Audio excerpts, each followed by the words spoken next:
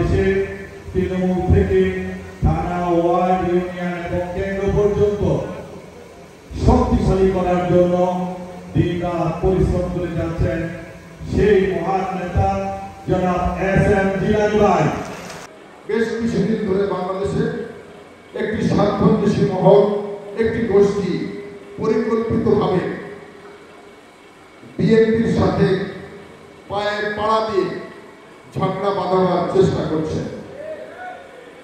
তারা আমার এবং আপনার আবেগ এবং অনুভূতির জায়গায় বারবার আঘাত করছে। আমাদের আবেগ এবং অনুভূতির জায়গা হচ্ছে জিয়া পরিবার। সেই জিয়া পরিবারকে নিয়ে দেখেছি নানাভাবে কটূক্তি করছে। আমার আদর্শের জনক শহীদ রাষ্ট্রপতি জিয়াউর রহমানের ছবি পা দিয়ে মারাচ্ছে।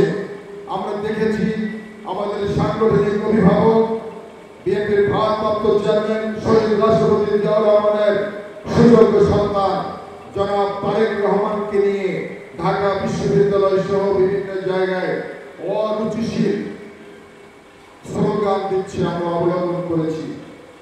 অর্থাৎ অনেকটা পায়ের পাড়া দিয়ে ঝগড়া বাঁধাবার চেষ্টা করছে।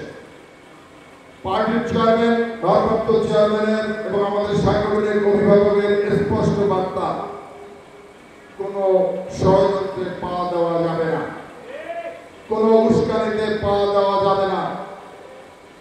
একটু ধৈর্য ধারণ করতে হবে।